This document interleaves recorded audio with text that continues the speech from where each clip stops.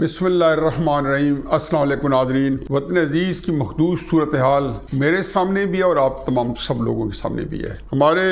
محترم عظیم لیڈر شہباز شریف صاحب، Peoples party, مسلم نون، فضل الرحمان صاحب، جب انہوں نے دریا میں یا نہر میں چھلانگ لگا کے اس حکومتی کمبل کو جپھی ڈالی ہوگی تو ان کے وہم و گمان بھی نہیں ہوگا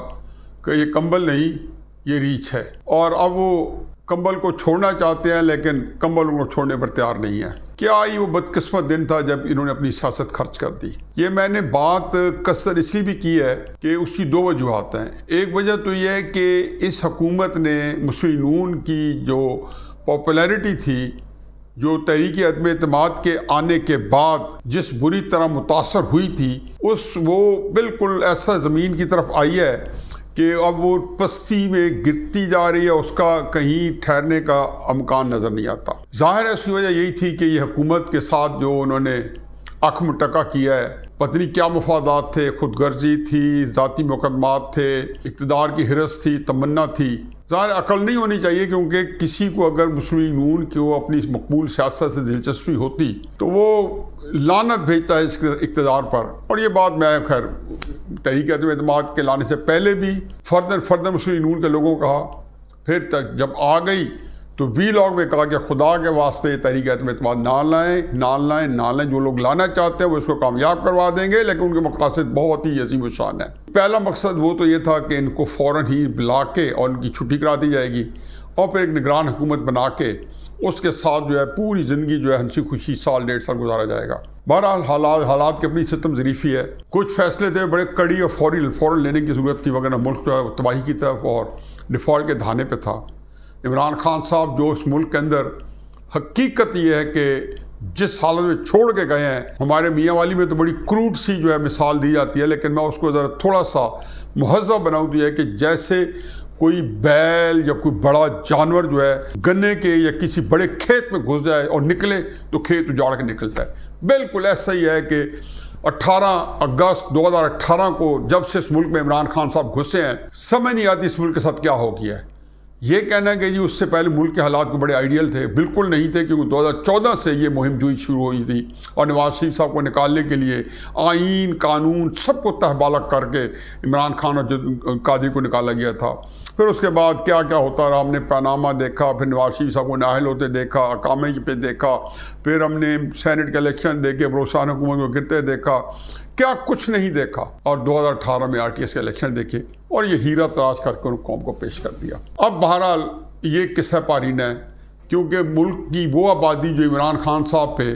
اسی طرح ایمان لے آئی ہے جس طریقے سے خدا اور رسول میں ایمان لاتے ہیں، وہ کچھ سننے پر تیار نہیں ہے، چاہے وہ مذہب کی توہین کرے، چاہے وہ اپنی سلپ آف ٹنگ میں ہماری بڑی بڑی مقدس ہستیوں کو جو ہے ان کی تعظیم اور تکریم میں کمی لائے، کوئی فرق نہیں پڑتا، کیونکہ وہ لوگ جو ہے میں نے بتایا کہ ان کا ایمان عمران کی ذات پہ ایسی ہے جیسے کہ قرآن اور حدیث پہ ایمان ہوتا ہے، شاید اس سے بھی زیادہ ہو، کیونکہ اللہ نہ کرے عمران خان صاحب نے کسی دن ان کے بارے میں کچھ کہہ دیا تو عمران خان صاحب کی بات مانی جائے گی، اللہ اور اللہ رسول کی بات پر سے پشت ڈال دی جائے گی۔ یہ میرے سامنے ہو رہا ہے۔ اب عمران خان صاحب کی حکومت کو ہٹایا تو اس نے مزید خراب ہونا تھا، اور ہوئی دگنا ہونا تھا، دگنے سے 4 گنا ہونا تھا، 4 گنے سے اب 8 گنا ہونا تھا، پتہ نہیں کہاں جا کر رکنا ہے۔ اس وقت ملک جو ہے بہت ہی تکلیف دہ صورتحال سے نواز شریف صاحب کو پتہ چل گیا کہ وہ ایک بے بسی کی علامت بن کے انگلستان میں بیٹھے ہیں۔ مریم نواز صاحبہ جو ہیں وہ سیاست میں ہیں بھی صحیح اور نہیں بھی صحیح۔ سب سے زیادہ نقصان مسلم نون کی سیاست کو بھی ہے، پیپلز پارٹی کی سیاست پہ جو ہے اللہ کی پکڑ میں آ گئی ہے۔ یہ میں مان ہی نہیں سکتا ہوں کہ سیلاب کے بعد سندھ کی صورتحال ہے وہ ایک نئی کروٹ نہ لے، ایک نیا سیاسی جو ہے وہاں پہ لینڈسکیپ نہ بنے، پولیٹیکل ایک نیا سینیریو نہ پیدا ہو۔ بلوچستان کے اندر بھی آپ دیکھیں گے کہ علیحدگی پسند جو ہے ان کو خاطر خواہ کامیابی ملے گی اور وہ بہت تیز ہو جائیں گے، اور بلوچستان میں جہاں پاکستانی فوج کا بہت سٹرانگ ہولڈ کیا ہوا تھا انہوں نے بالکل ایک بلوچستان کے کم از کم اربن علاقے، شہری علاقوں کو خاصا اپنی جکڑ قبضے میں لیا ہوتا۔ اب ہر جگہ سے پروٹیسٹ ہوگا، سندھ کے اندر آپ دیکھیں گے کہ عام آدمی جو ہے وہاں شاید وڈیروں کے خلاف کھڑا ہو جائے اور ایک نیا وہاں پہ بیانیہ پیدا ہو، اور ہو سکتا ہے وہ بیانیہ بھی عمران کے حق میں چلا جائے۔ لیکن ایک چیز جو بڑی کامیابی کے ساتھ ہوئی وہ یہ ہوئی کہ یہ مسلم نون جو ہے نواز شریف کو انہوں نے ہٹایا مسلم لیگ نون کو نہیں فرق پڑا۔ آپ نے دیکھا ہے کہ اس حکومت کو 11 اپریل کو انہیں حلف اٹھایا، 12 اپریل کو یہ حکومت میں آئے۔ یہ 5 مہینے کے اندر یہ حکومت جو ہے اس میں مسلم لیگ نون کی سیاست بالکل ایسا ہے، جو اس کے حامی ہیں وہ بھی متزلزل ہے کہ کوئی مطلب کچھ کہنے کے قابل نہیں ہے کہ کس طرف جا رہی ہے۔ میرا یہ جو ہے کوئی ارادہ نہیں ہے کہ مسلم لیگ نون کی سیاست خراب ہو یا آباد ہوئی ہے۔ مجھے صرف یہ اس چیز سے غرض ہے کہ جن لوگوں نے مسلم لیگ نون کی سیاست کو، جو کہ پچھلے 8 سال سے اس سے پیچھے پڑے ہوئے تھے، انہوں نے بالآخر کامیاب کیسے ہوئے ان کو اقتدار دے کے۔ اصل جو چیز ہے اس کے اندر جو فائدہ ہوا ہے وہ یہ ہوا ہے، جو حکومتی مخلوط جماعت ہے سب کے اندر سے سیاسی طور پہ ان کو بے اثر کر دیا گیا ہے، وہ بے دم ہو گئی ہیں۔ اب وہ ان کے اندر اتنی طاقت نہیں ہے کہ وہ سیاست آگے ملک میں چمکا سکے یا آگے چلا سکے۔ خوش فہمی ہوتی ہے ہر بندے کو، میں نے ہر بندے کو دیکھا ہے، جو بندہ الیکشن ہار رہا ہوتا ہے آخری دن تک پر امید ہوتا ہے، اس لیے وہ لڑتا رہتا ہے اور پیسے بھی خرچ کرتا رہتا ہے، اور اس کے ہاں یہی ہوتا ہے، ایک دوسرے کو بتاتے رہتے ہیں کہ نہیں ہم آ جائیں گے تو یوں صورتحال کو سنبھال لیں گے۔ میں نے تو کئی عرصہ پہلے کالم بھی لکھا تھا، جب میاں صاحب کا پتہ چلا کہ وہ آنا چاہتے ہیں، پھر پتہ چلا کہ میاں صاحب نے بڑا احتجاج کیا ہے کہ جی قیمتیں جو پیٹرول کی کیوں بڑھ رہی ہیں، فلاں بجلی کیوں بڑھ رہی ہیں، تو میں نے کہا میاں صاحب احتجاج کریں یا پاکستان آئیں، کوئی فرق نہیں پڑے گا۔ اس وقت میاں صاحب جو صورتحال آپ کے لیے ناموافق ہے، اس وقت پاکستان کے معروضی حالات آپ کی سیاست سے لگا نہیں کھاتے۔ اب آگے آ جائیں جی کہ ہونے والا کیا ہے۔ ہونے والا تو بہت کچھ ہے، جو عجیب و غریب باتیں ہو رہی ہیں۔ یہ اسٹیبلشمنٹ کو پتہ چل گیا ہے کہ جی عمران خان صاحب حکومت دی تو ان کی پاپولیرٹی جو کچھ بھی تھی 2018 میں اپنی، وہ بالکل فارغ ہو گئے تھے۔ مسلم لیگ نون کو 2022 میں اقتدار میں لائے تو یہ فارغ ہو گئے۔ یہ ان کا طریقہ بڑا اچھا ہے کہ جی لوگوں سے نیگوشیٹ کر کے اور تاثر دیں کہ یہ پارٹی اگر اسٹیبلشمنٹ کی ہے، چاہے وہ کاف لیگ ہو، چاہے وہ پی ٹی آئی ہو، چاہے وہ پی ایم ایل این ہو، جس زمانے کی پارٹی ہیں جب بھی آئی ہیں اسٹیبلشمنٹ کا سایہ اگر ان کے اوپر رہا ہے۔ اب یہ بوٹ کی طاقت جو ہے یہ جو ہے اس حکومت کو اقتدار میں لائی ہے،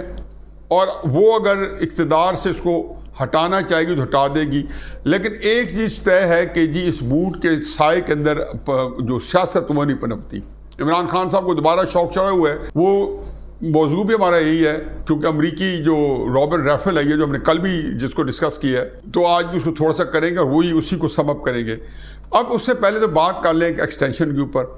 ایک ایکسٹینشن ایک ایسا معاملہ ہے کہ جس کے اوپر عمران خان صاحب نے اپنی تقریروں میں اس کو مزید کنٹروورشل بنا دیا ہے۔ 2019 میں جب انہیں جناب باجوہ صاحب کو ایکسٹینشن دی تو بھی کنٹروورشل بنایا، حالانکہ اس وقت بڑے انہوں نے مثبت خیالات کے ساتھ کو ایکسٹینشن دی، لیکن ان کے تصورات دیکھ لیں۔ 2009 یا 2010 میں فرماتے ہیں کہ اگر میں اقتدار میں آیا تو میں کبھی آرمی چیف کو ایکسٹینشن نہیں دوں گا، یہ گناہ کبیر ہے، یہ بھاری پتھر ہے،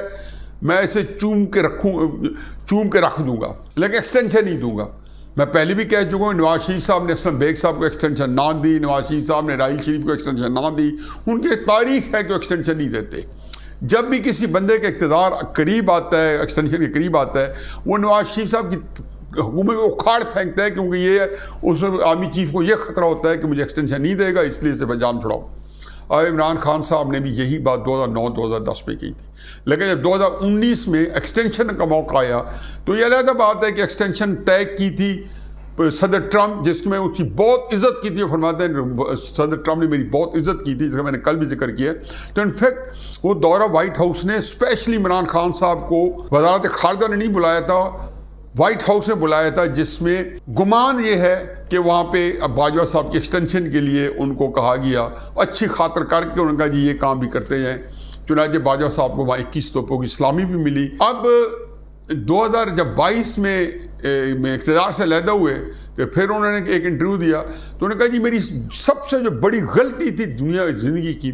وہ یہ تھی کہ میں نے باجوہ صاحب کو ایکسٹینشن دے دی۔ 2019 میں دی تو کہا کہ